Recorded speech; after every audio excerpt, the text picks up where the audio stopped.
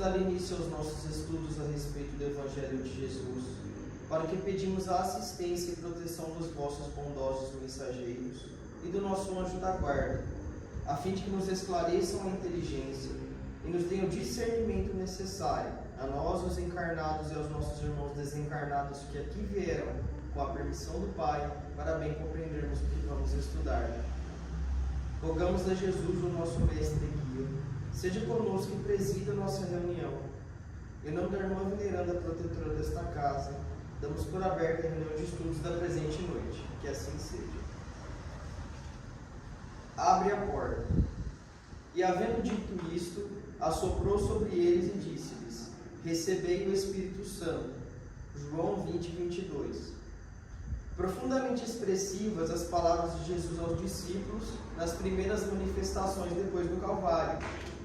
Comparecendo à reunião dos companheiros, espalha sobre eles o seu espírito de amor e vida, exclamando: recebei o Espírito Santo. Por que não se ligaram as bênçãos do Senhor automaticamente aos aprendizes?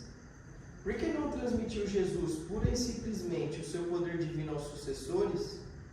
Ele, que distribuíra dádivas de saúde, bênçãos e paz, recomendava aos discípulos recebessem os divinos dons espirituais. Por que não impor semelhante obrigação?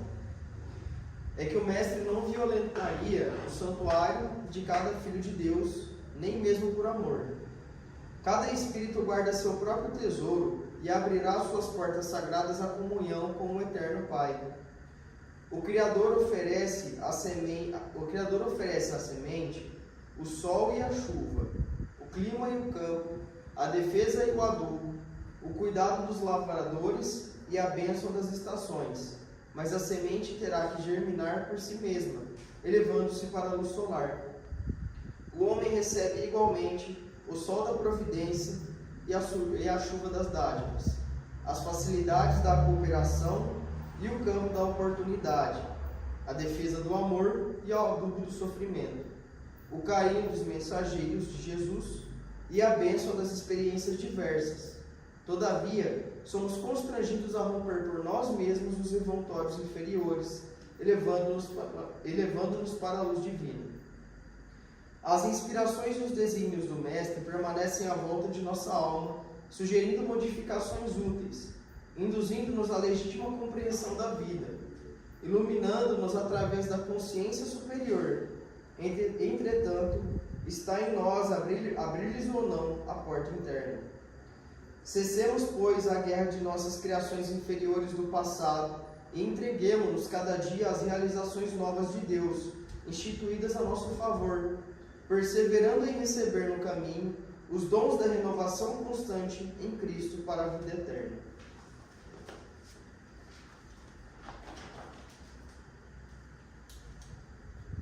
Pai nosso que estás no céu, santificado seja o vosso nome, Senhor.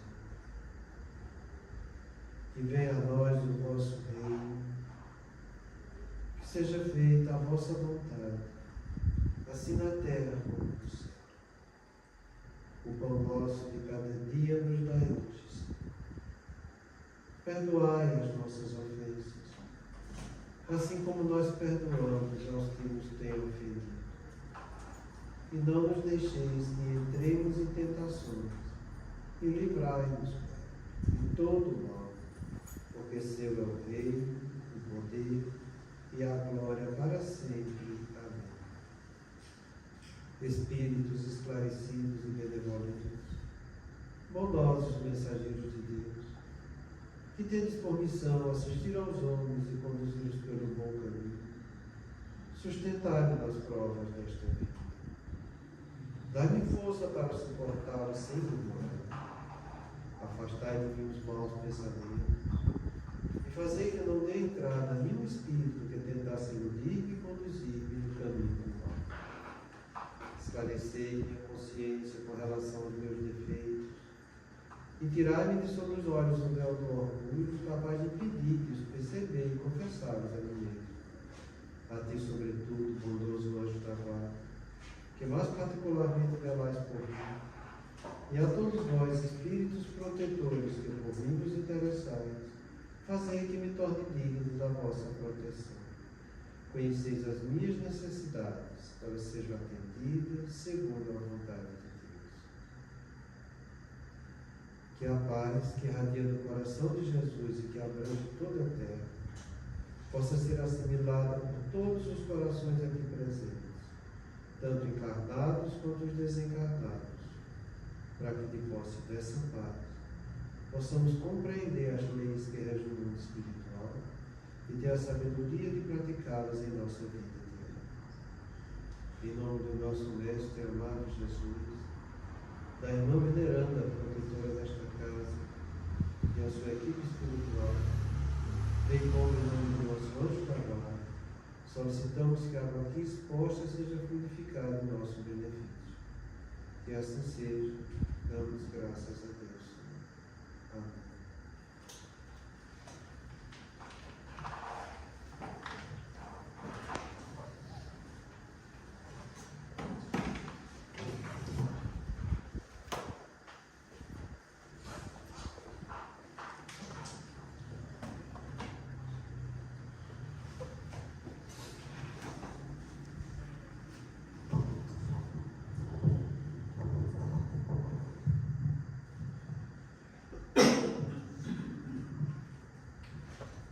Boa noite. Boa noite. Muita paz a todos. Pois é, semana passada a gente viu algumas coisas sobre o distúrbio de ansiedade. Eu estava pensando e conversando também com alguns questionamentos que me fizeram, e a semana que vem eu vou trazer um esquemazinho a respeito de como você deve fazer para conseguir, tornar o medo patológico, fobia, e também os outros distúrbios de ansiedade, como você deve fazer para ter um autocontrole diante disso. Porque falar da ansiedade, entende? Que você termina tendo essa perspectiva negativa no amanhã, ela é algo muito grave, sabe? O distúrbio de ansiedade, ele vai bater de frente com a nossa esperança, sabe? A pessoa vive ansioso e seja ela qual for a crise de ansiedade, a pessoa perde o sentimento da esperança. Entenda que a esperança, ela é o único sentimento que o homem tem que Deus não tem. E Deus não tem porque Ele já sabe o futuro. Ele já cria e já vê a perfeição do que Ele cria.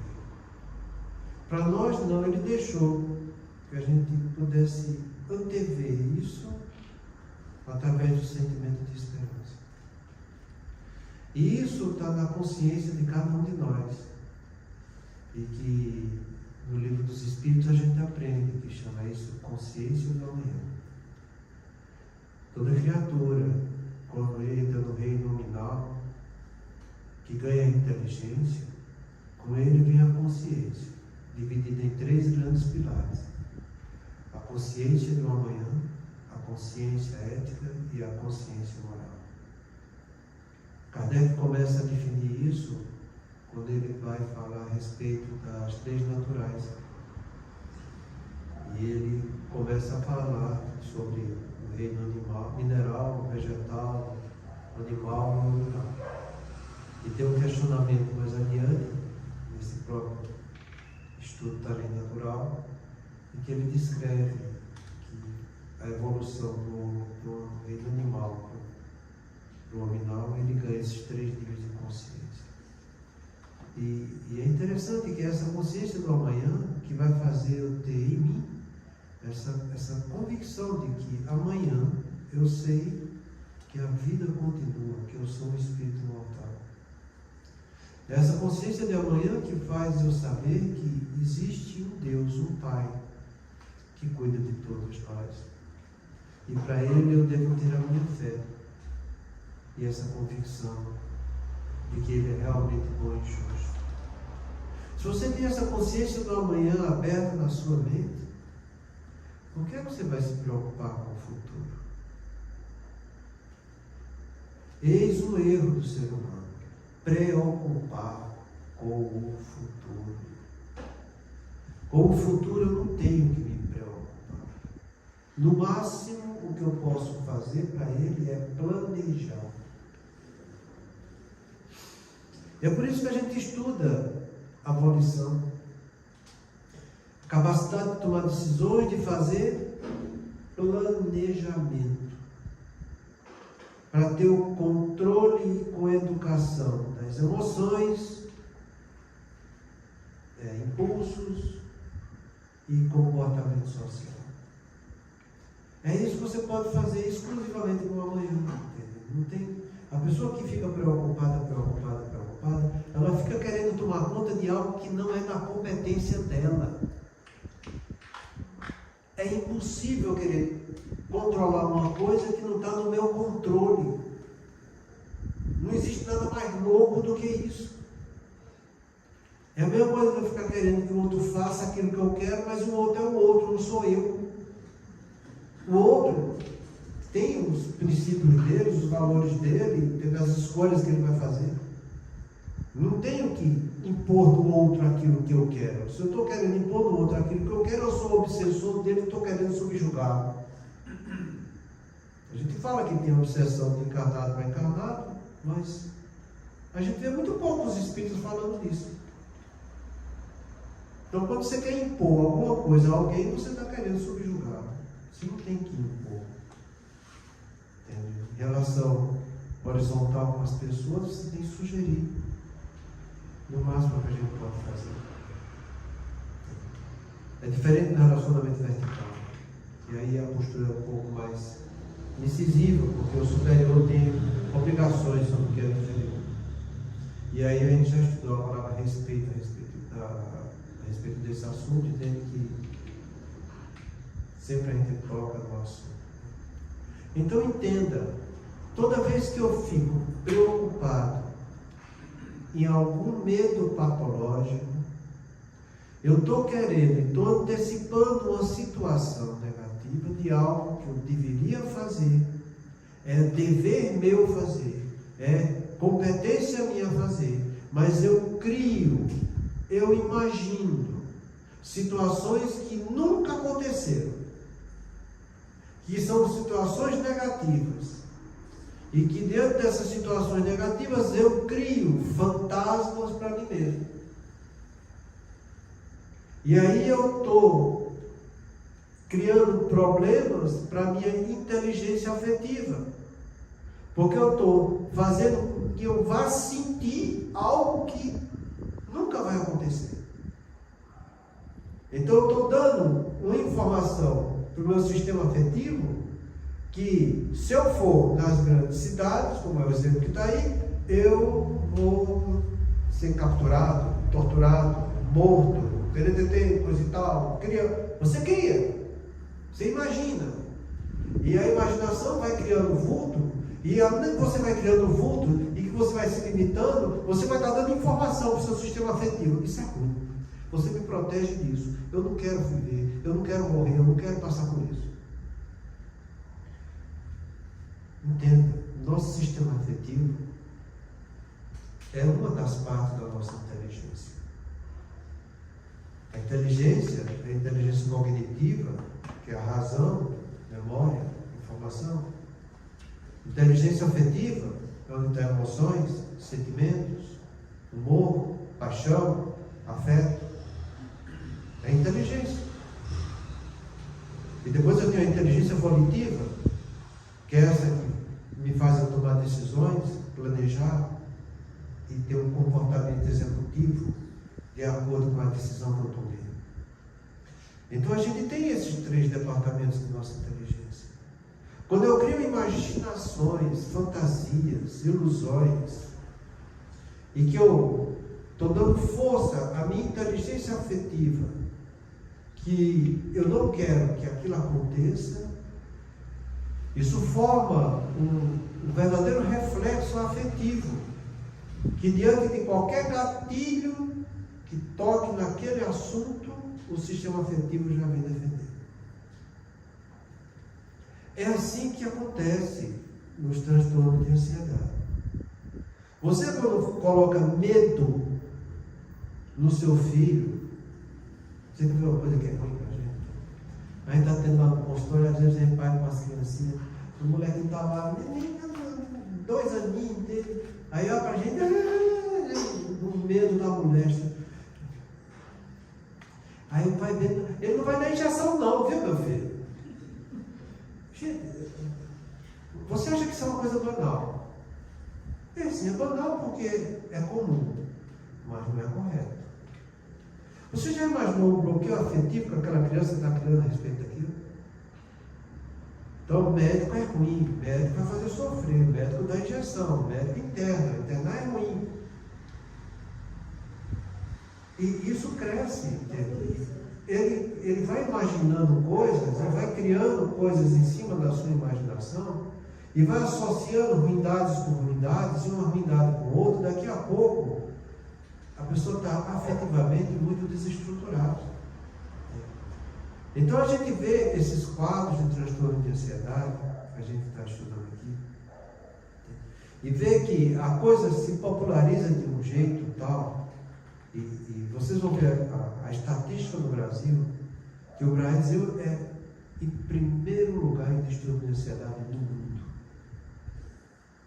Se tem uma coisa que a gente é em primeiro lugar, é isso. Eu tenho as estatísticas todas, vou trazer para vocês aí. É uma glória que a gente tem, entendeu? No primeiro lugar da distúrbio de ansiedade. E isso mostra o tanto que o brasileiro não tem educação do seu sistema afetivo. A gente não sabe trabalhar isso. E isso é muito triste. Porque a perspectiva disso é que ainda vai aumentar mais um pouco, sabe? Então, a gente vai ver algumas patologias, vai falar algumas coisas a respeito disso. E a semana que vem eu vou trazer. Isso é fácil, tem muito na internet. Eu vou pegar sobre o sistema afetivo, como você deve trabalhar com ele, entende? Porque eu acho que vale a pena, em virtude de algumas perguntas que foram feitas também aqui no sábado, a respeito do que a gente falou aqui na quarta, porque vai ser útil para todo mundo isso aí. Então a gente viu, entende, que tudo nasce e começa quando você, em vez de trabalhar o medo fisiológico e vencer as suas dificuldades, você começa a criar empecilhos para esse medo fisiológico.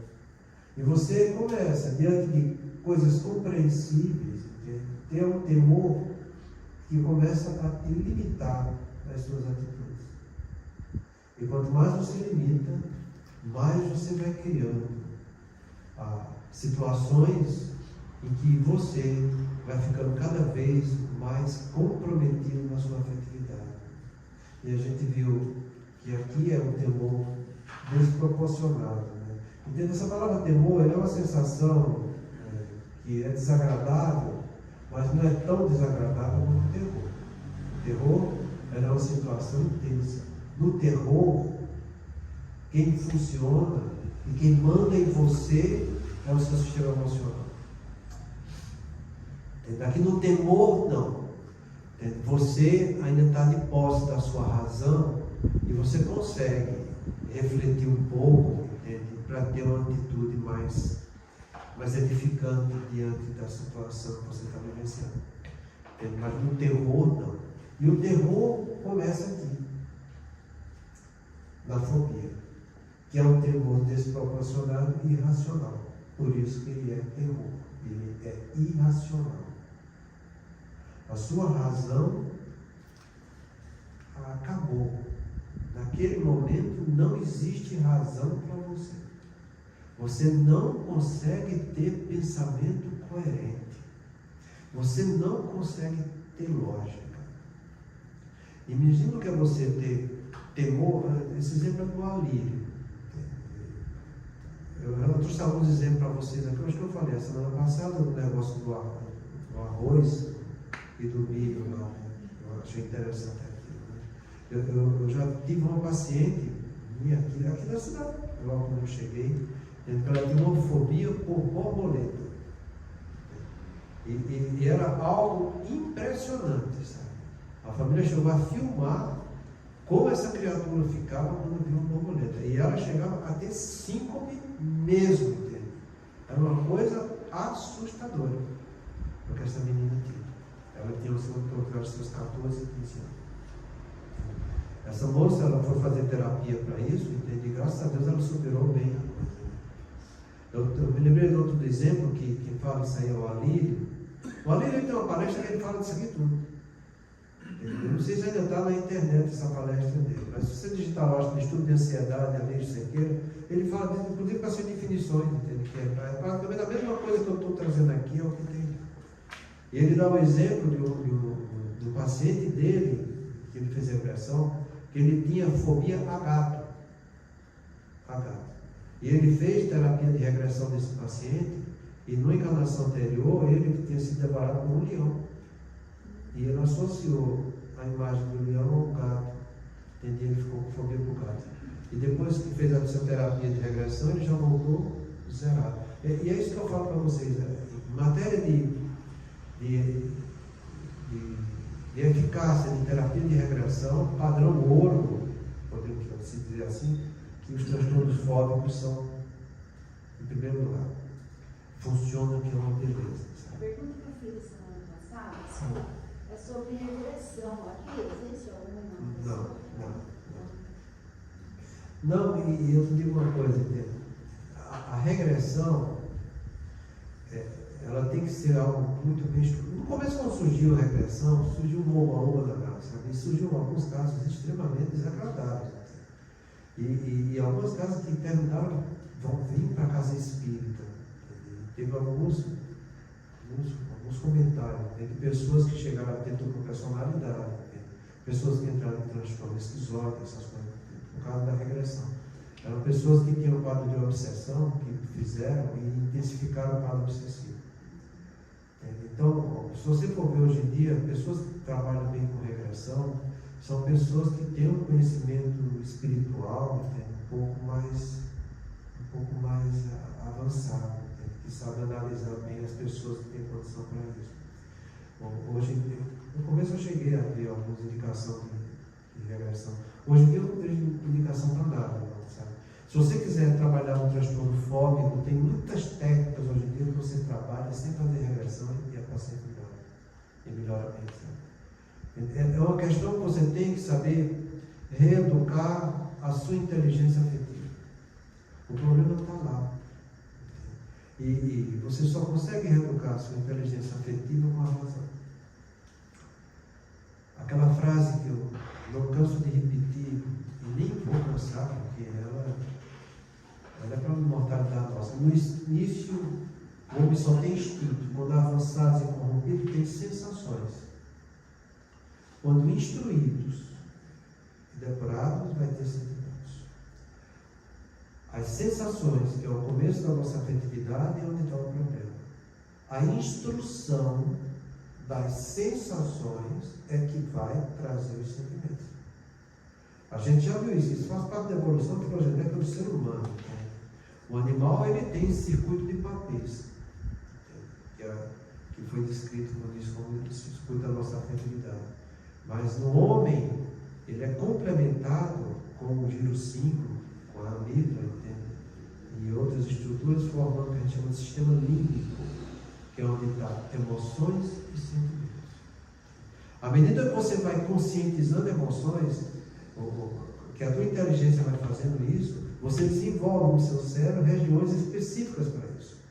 E o simulado é uma área bem específica para isso, para o nosso sentimento. Então, a gente precisa entender que eu tenho que saber trabalhar a inteligência do que eu sinto. Sentir é afeto. Sentir, sistema afetivo. A inteligência do que eu sinto é inteligência afetiva. Deus deu para o homem, com a inteligência, essa capacidade dele refletir, usar a razão, analisar, tomar decisão entre o que ele sente e o que ele vai fazer. Todos nós temos a liberdade de refletir o que a gente está sentindo para ter lucidez do que a gente vai estar fazendo. O homem, ele tem a oportunidade de agir. O animal, ele só tem a oportunidade de reagir. O que é interessante é que a maioria dos homens ainda vivem reagindo e não sabem agir. Os trabalhos mostram que 70% da população do mundo vive do ponto de vista emocional, é porque eles apenas reagem. Porque emoção é uma reação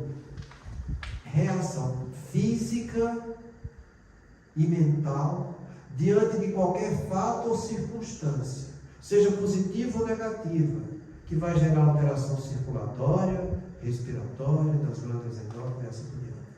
Então, toda vez que você diz que está agindo emocionalmente, não, você não está agindo emocionalmente, você está reagindo, porque a emoção é reação.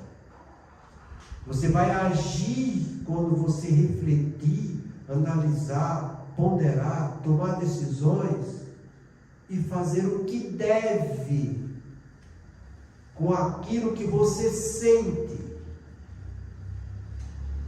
Fazer deveres com o que você está sentindo. A gente ainda está muito preso no nosso sistema afetivo que a gente traz do mundo animal. Quando Kardec fala na classificação dos espíritos que os espíritos imperfeitos predomina a matéria sobre o espiritual, é isso.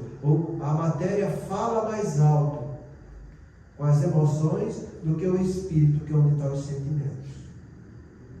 Entende o que eu estou falando direitinho? Então, é assim que a gente vive. E o que é que você tem que fazer para isso? Você tem que se tornar uma pessoa consciente. Entende? Você tem que refletir naquilo que você está sentindo.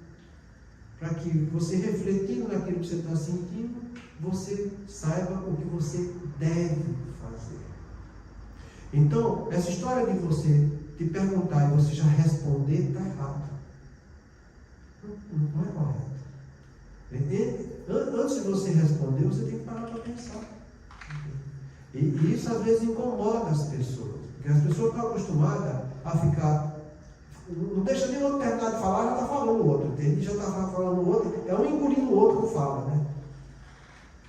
Agindo não, reagindo emocional com aquilo que ela está sentindo que o outro está falando. E aí a confusão fica grande. E é por isso que nasce os transtornos de ansiedade.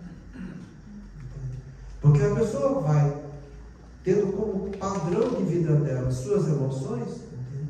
E ela termina criando imaginações de coisas que nunca aconteceram nem vão acontecer, e gerando uma série de temores na vida dela. Sabe? A gente sabe, entende, que a gente tem nossas situações traumáticas. Quem não tem? Mas as nossas situações traumáticas, a pessoa que tem um bom senso, ela vai procurar resolver seus traumas. Entende? Porque presta atenção, se eu tenho um trauma é meu. O trauma não é do outro. Às vezes, mas foi o outro que me causou o trauma. Não, o outro não causou o trauma. Não foi o outro que me feriu. Eu que me feri com aquilo que o outro fez. É isso que a gente tem que entender. Se eu fosse uma pessoa equilibrada, aquilo que o outro estivesse fazendo jamais iria chegar até mim. É o que a gente sempre diz: perceber o mal, todos nós percebemos. Assimilar é a opção. É sempre a opção. Se você percebe que uma coisa é ruim, negativa, seja um pensamento, uma fala, uma comunicação, uma mensagem que chega, você simplesmente tem que anular aquilo. Você não tem que ficar gastando tempo fosfato com aquilo. Não faz isso. Você já viu que aquilo ali não é bom. Aquilo ali não presta. vai dar valor que é positivo. Às vezes a espiritualidade inferior, ela sabe trabalhar essas coisas com a gente, sabe? Ela sabe mexer bem com aquilo que a gente tem predisposição a se sentir envolvido. No livro Ação e Reação de André Luiz, ele descreve isso lá, o Leonel explicando que no mundo espiritual inferior existe a escola dos vingadores, onde qualquer espírito aprende a captar o desejo central de cada criatura que ele quer influenciar. E sabendo os desejos centrais das pessoas, que é onde está a nossa nova vulnerabilidade, eles começam a projetar pensamentos e ideias naquele desejo central que você é vulnerável. Porque ele sabe que você vai ficar digerindo aquilo, engasgado, né? Pensando naquilo. E quanto mais você pensa, mais ele vai dar ideia. Quanto mais pensa, mais dá ideia. E daqui a pouco, aquilo que era uma coisa quase que insignificante termina gerando um temor. E de um temor para chegar a um terror, não tem muita distância, sabe? Então, entenda, muitas vezes os traumas que a gente tem porque nós temos vulnerabilidades para eles. Não foram os outros que nos causaram, é a nossa vulnerabilidade. Se você não tivesse vulnerabilidade, aquela experiência ia passar por você, não ia acontecer nada. Tá? Então essa história que você diz, não, mas eu sou assim porque meu pai me criou desse jeito, eu sou assim porque foi a mãe, eu sou assim porque foi o tio, eu sou assim porque foi a vida social minha que caiu de uma hora para outra, eu era bem de vida, minha família... Não. Isso são todas circunstâncias. Se você tivesse equilíbrio emocional, aquilo iria passar e você não ia sentir invadido em nada na sua integridade afetiva, está entendendo? Então, são essas coisas. O que eu quero que você entenda é que seus problemas são seus, não são dos outros. Entende? A gente está aqui mergulhado nesse mundo, entende? Em que a gente está, diante das experiências que a gente está tendo, eu preciso me educar o máximo com aquilo que eu estou sentindo. Porque se eu não educar o que eu estou sentindo, eu vou sair dessa encarnação talvez mais complicado do que eu não cheguei. É a minha razão que tem que estar sempre educando meus sentimentos. Entenda que a nossa evolução espiritual, ela é ditada não pela capacidade cognitiva, mas pelo desenvolvimento afetivo. Porque Deus é amor. Foi assim que Jesus chegou falando para a gente. Deus é amor. E Jesus veio trazer justamente o trabalho do amor. Para amar a Deus, para amar ao próximo como a si mesmo, para amar uns aos outros, como Ele havia nos amado, para amar os inimigos, para amar a todos. Quanto mais você ama, quanto mais você faz o bem do outro, quanto mais você serve, mais evoluído espiritualmente você é. Tanto é que a espiritualidade inferior, as trevas, elas são extremamente inteligentes. Afetivamente, eles são bloqueados. Então, não precisa você ter grande cabedal de cultura cognitiva para você saber a diferença entre o bem e o mal, e o certo e o errado. Isso é a capacidade de discernir. Isso está lá no que a gente chama de consciência ética. Isso independe muito da minha capacidade cognitiva. Então, que eu saiba trabalhar essas coisas, porque senão eu termino muitas vezes fugindo da possibilidade de crescer afetivamente, porque eu fico justificando os meus traumas afetivos naquilo que está fora de mim, como se eu estivesse sofrendo por causa do outro e não por falta da minha evolução espiritual. Entendeu como é que é a coisa? Então, todo mundo pode e deve pensar e refletir no que ele está sentindo, para que ele seja uma pessoa consciente do que ele vai estar fazendo com aquilo que ele está sentindo. E são os assuntos que a gente vai estar explanando aqui na segunda-feira, que está sendo muito difícil chegar nesses assuntos, porque a meio complicado. Mas a gente vai devagarzinho, uma hora a gente chega lá, e enquanto não chega, eu vou passando algumas coisas para vocês aqui. Então a gente viu que existe esse transtorno, né? E que é aqui que começa a nossa irracionalidade. Você, para vencer um transtorno fóbico, você tem que tornar o que é irracional sendo racional. Aí eu te pergunto, tem pílula para isso? Tem injeção para isso? Tem soro para isso? Não tem. Não tem. A única coisa que tem para isso é terapia. Tem alguns remédios que a gente faz para ajudar? Tem. Ajudar a diminuir os efeitos. Mas de que adianta eu diminuir efeitos se eu não corrigir a causa? Eu preciso corrigir a causa. Eu tenho que trabalhar o que é racional, o que é lógico, o que é coerente. Mas entenda que para você trabalhar isso, a pessoa em si tem que querer fazer. E eu te asseguro, são muito poucos os que querem que aceitem um tratamento psicoterápico para transtorno de ansiedade. Muito poucos. Eles, no fundo, com toda sinceridade, eles não querem trabalhar a sua afetividade. Eles acham que eles estão certos do jeito que estão vivendo, do jeito que está acontecendo, que os outros estão tudo errado. O problema é dos outros. O problema foi o que eu sofri na vida, foi isso que aconteceu, é isso que ainda está acontecendo, é a filha que não colabora, é o marido que não colabora. Projetam tudo fora, porque não tem coragem. E aqui a palavra certa é coragem de enfrentar a sua realidade interior. E para chocar mais um pouco, eu vou realçar a falta de coragem. A gente chama isso de covardia moral. Pois é, covardia moral. O Elton se machuca com essa palavra covardia. Mas quando a gente diz falta de coragem, ele nem está aí. É sempre desse jeito, sabe? Mas é covardia mesmo. Entendeu? O que é que você vai fazer? Você não vai fazer nada, porque isso depende da decisão do outro, sabe? Um passo mais adiante dos transtornos fóbicos, porque aqui você vê que é um temor desproporcional e irracional de uma causa exclusiva. A fobia é só para aquilo. Entende? Tirando aquele fator, ele não tem mais tanto problema nenhum. Como essa menina que eu te falei, que ela tinha fobia de borboleta, ela só tinha distúrbio visceral com a borboleta. Se não tivesse borboleta, vida normal. Apareceu a borboleta, ela, buf, acabava a perna. Eu atendi uma aqui na Casa Espírita, estou me lembrando agora. É que essa casa, inclusive, tem um nome, eu esqueci o nome.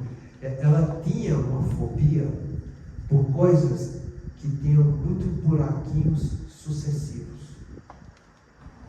Tem um termo para isso, sabe?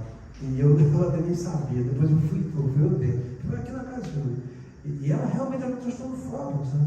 Mas isso é uma fobia mesmo. Eu indiquei ela para fazer, conversar com o psicólogo, expliquei para ela direitinho. Entende? Ela começou, mas não voltou mais para mim. Tripofobia. Isso aí. É uma coisa.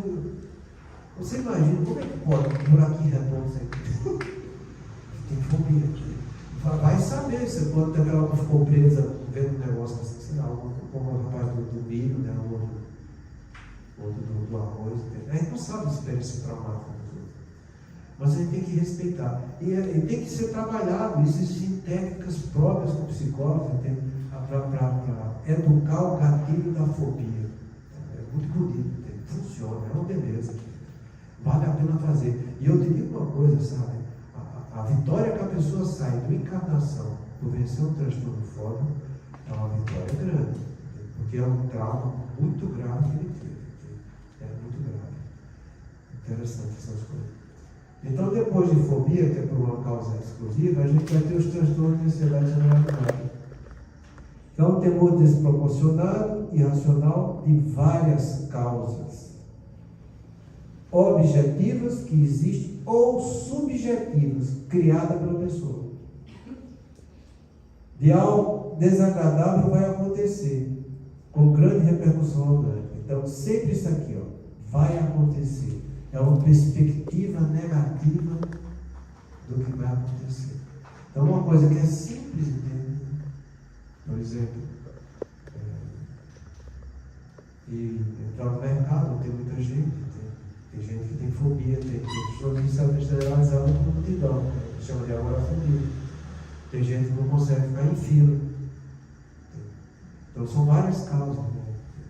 Então, esse transtorno de ansiedade generalizada, ele chega próximo ao transtorno de pânico, que é a próxima coisa que a gente vai ver. E esses transtornos de ansiedade, eles são entidades nosológicas próprias, mas eles podem fazer também parte de outras entidades nosológicas mais complexas. O que eu quero dizer com isso é o seguinte, que você pode ter um quadro depressivo em que você tem transtorno de ansiedade generalizado. E nesse caso, você tem que valorizar o transtorno que é mais profundo, que no caso é a depressão. Então você bota transtorno depressivo com ansiedade generalizada.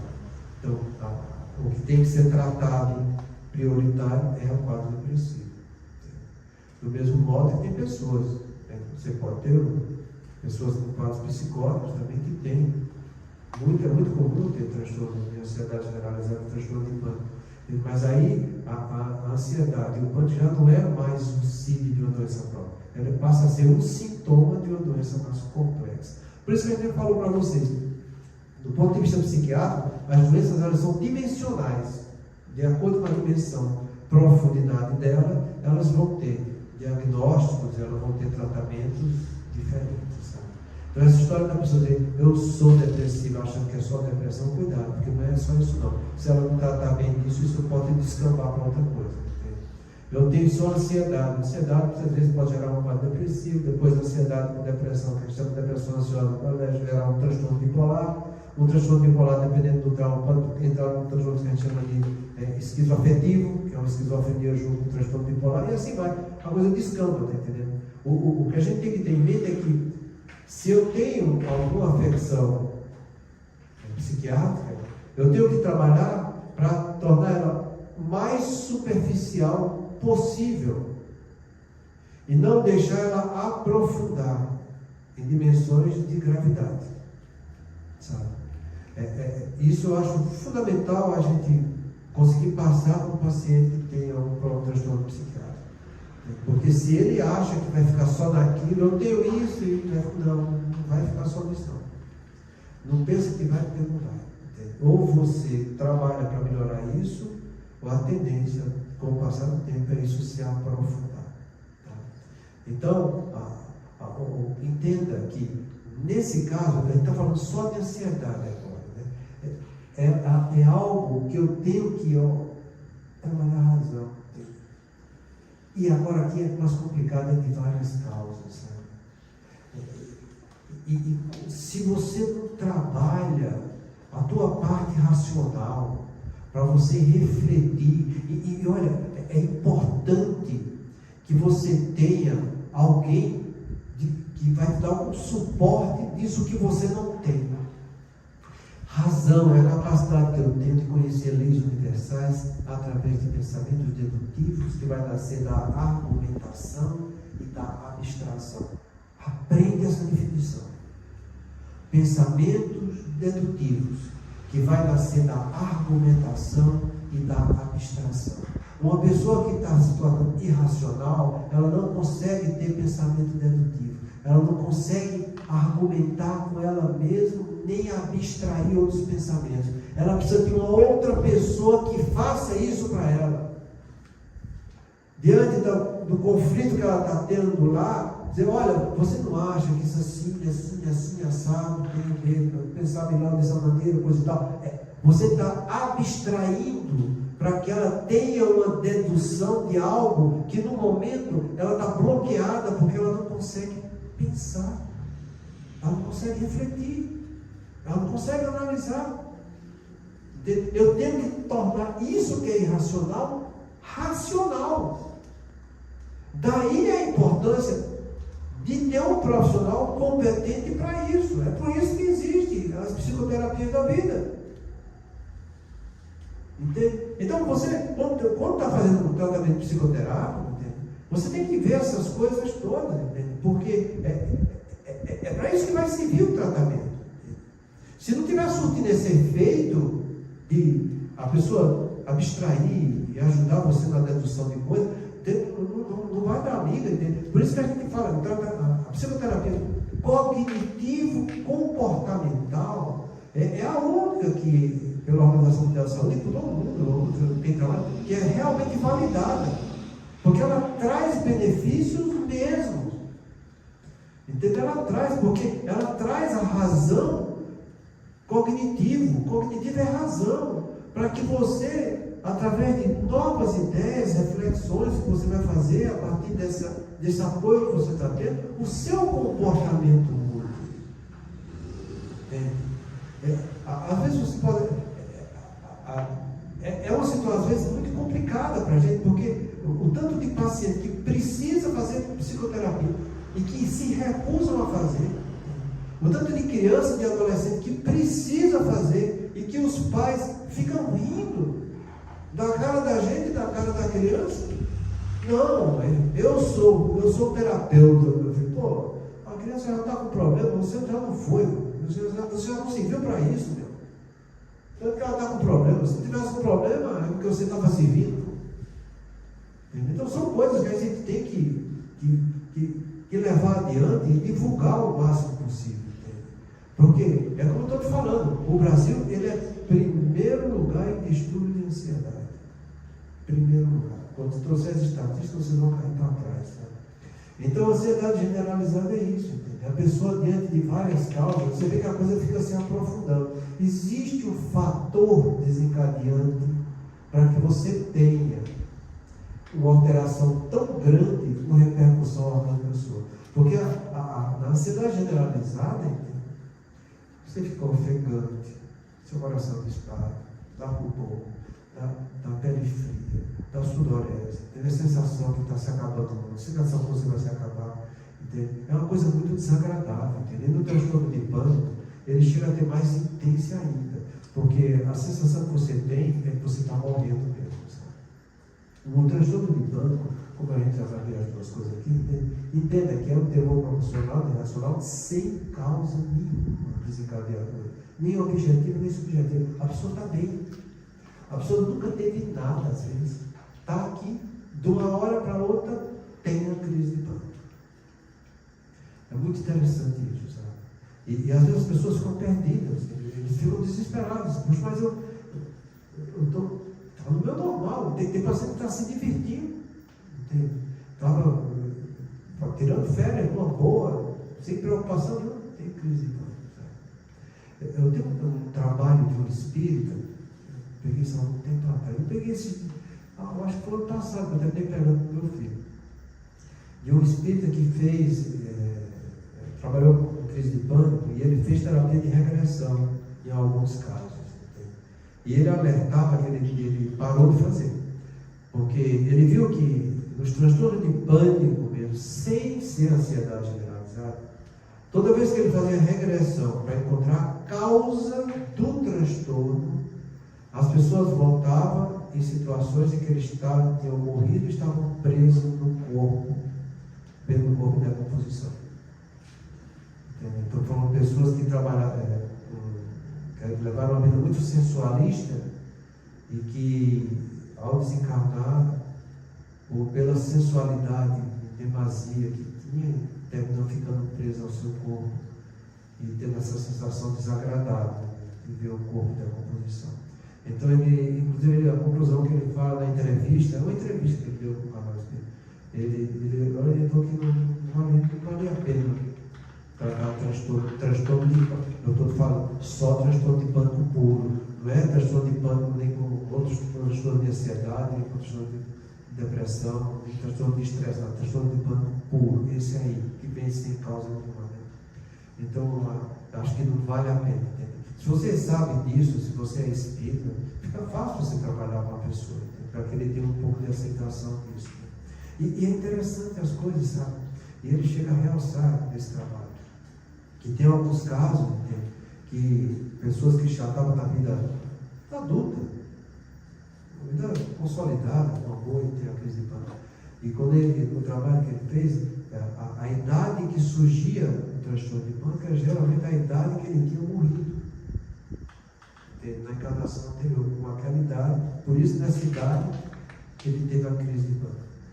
E o que mais me chama a atenção desse trabalho, quando ele fala sobre isso, é sobre um relato do livro Ação e Reação de André Luiz, e que o ministro Sancho fala para ele de reflexos circunstanciais da vida.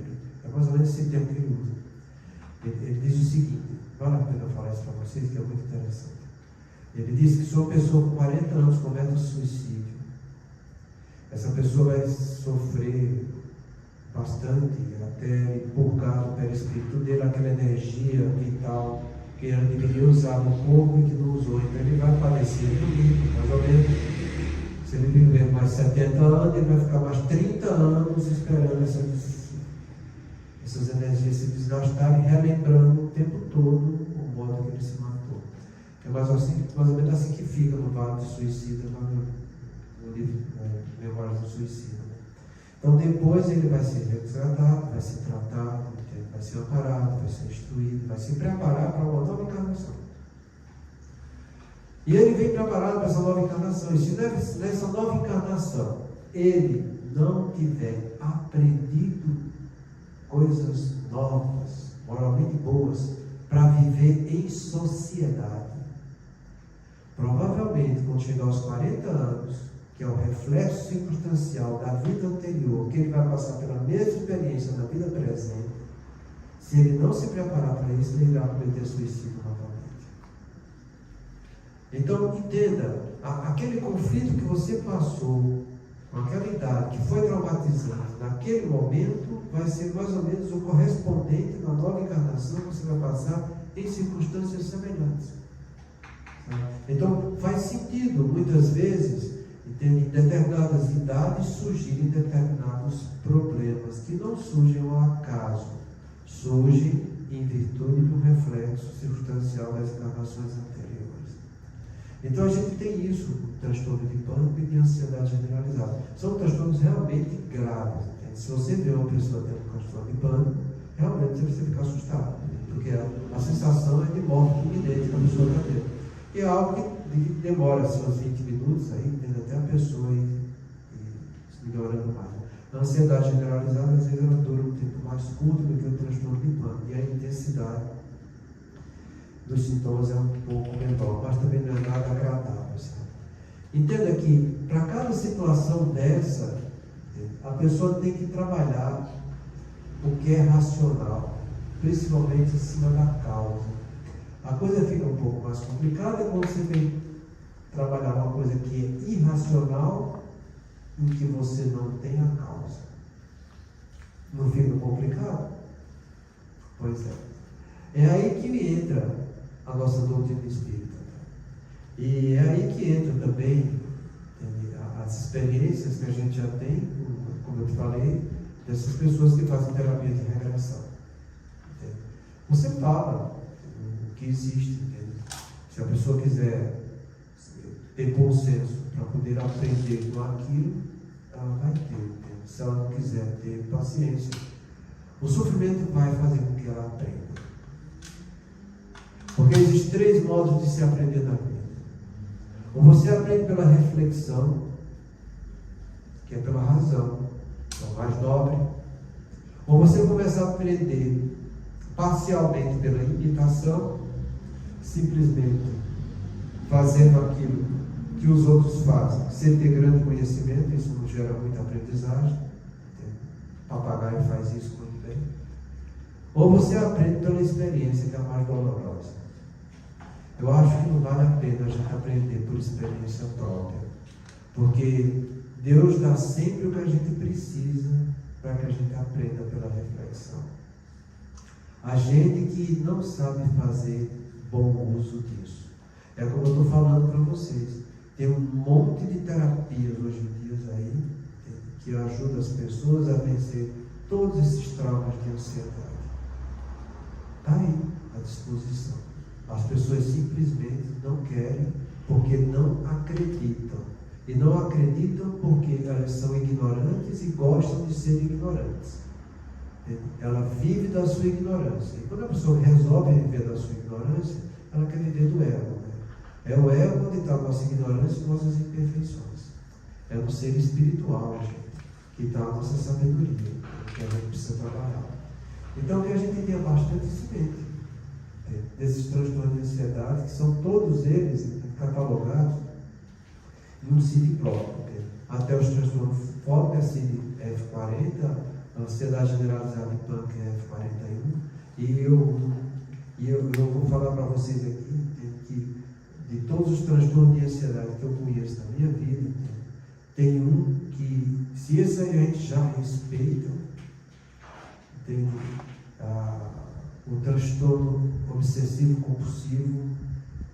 Então, acho que de todos, ele é o mais grave que possa existir. É o mais grave. Ele gera uma ansiedade na criatura que é uma coisa incalculável. Você não consegue medir o tamanho do sofrimento do outro quando ele está tendo um quadro de toque, que está impondo ele ideias obsessivas que só vai se sentir aliviado quando ele gerar um movimento compulsivo para que aquilo ali seja aliviado. Então você vê uma pessoa que chega com as mãos feridas, entende? De tanto lavar as mãos, sabendo que não tem necessidade de lavar as mãos, mas que ela tem que lavar as mãos, porque a ideia obsessiva é tão grande, a ansiedade é tão grande, que aquela ansiedade só vai passar quando ela lavar as mãos. E ela chega toda ferida, toda machucada por causa disso. A coisa é grave. A coisa é assustadora, sabe? Então que a gente saiba respeitar muito essas pessoas. A semana que vem eu vou falar um pouco só para vocês das estatísticas, chegou a hora, já que eu disse prazer campeão. Isso é um trabalho de Vitória de 2023, foi feito depois do Covid, sabe? Para avaliar a penetração do Covid aqui nós. 26,8% dos brasileiros receberam diagnóstico médico de ansiedade. A maior parte dessa população, 31,5%, é composta de jovens de idade de 18 a 24 anos. As prevalências de ansiedade são mais altas nas regiões centro-oestes, de 32%, e entre as mulheres, de 34%. Além disso, 12,7% dos entrevistados relataram já terem recebido diagnóstico de depressão. Se depressão é uma doença que a gente assusta com ela pela frequência, imagina, se é 12,7%, a ansiedade está 26,8%. Ela deu um pulo imenso aqui. Sabe? Então, a gente está falando um pouco sobre esse trabalho e eu vou trazer resumido algumas técnicas para você ver como você deve fazer para trabalhar essa região do seu cérebro, que é onde está o gatilho disso, que é a amígdala cerebral. Muita paz a todos.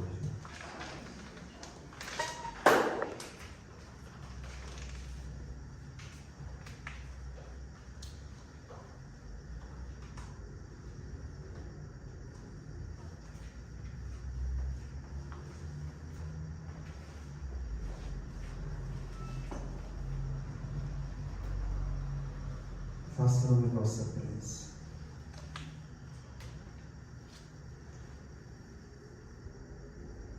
Deus nosso Pai, que tens poder e bondade, dai força àquele que passa pela provação, dai luz àquele que procura a verdade, ponde no coração do homem a compaixão e a caridade. Deus, dai ao viajor a estrela guia, ao aflito a consolação, ao doente o repouso. Pai, dai ao culpado o arrependimento, ao Espírito a verdade, à criança o guia, ao órfão o Pai. Senhor, que a vossa bondade se estenda sobre tudo que criaste. Piedade, Senhor, para aquele que vos não conhece, esperança para aquele que sofre. Que a vossa bondade permita aos Espíritos Consoladores derramarem por toda parte a paz, a esperança e a fé. Deus, um raio, uma faísca do vosso amor pode abrasar a terra. Deixai-nos beber nas fontes desta bondade fecunda e infinita, e todas as lágrimas secarão, todas as dores acalmar-se-ão, e um só coração, um só pensamento subirá até vós como um grito de reconhecimento e de amor. Como Moisés subiu a montanha, Nós os esperamos com os braços abertos, ó poder, ó bondade, ó beleza, ó perfeição, e queremos de algum modo alcançar a vossa misericórdia. Deus, dai-nos a força de ajudar o progresso a fim de subirmos até vós. Dai-nos a caridade pura, dai-nos a fé e a razão. Dai-nos a simplicidade, que fará de nossas almas o espelho onde se refletirá a vossa imagem. O tempo não para. Se agora encontras o teu ontem, não ouvides que a tua ação de hoje será a luz ou a treva do teu amanhã.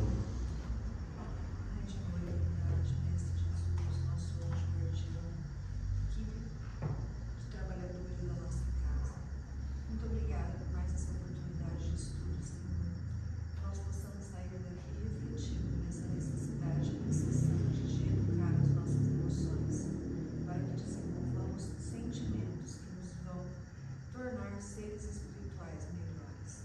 Que a tua graça, Senhor, alcance todos os lares. Possa atingir também, Senhor, esses nossos irmãos que ontem desencarnaram de uma forma tão brutal no Rio de Janeiro. Pedimos ao Pai por todos os nossos irmãos que se encontram doentes da alma, Senhor, que eles possam buscar em Ti a força e a luz para vencer as suas dificuldades. Pai nosso que estais nos céus, santificado seja o vosso nome. Venha a nós o vosso reino, seja feita a vossa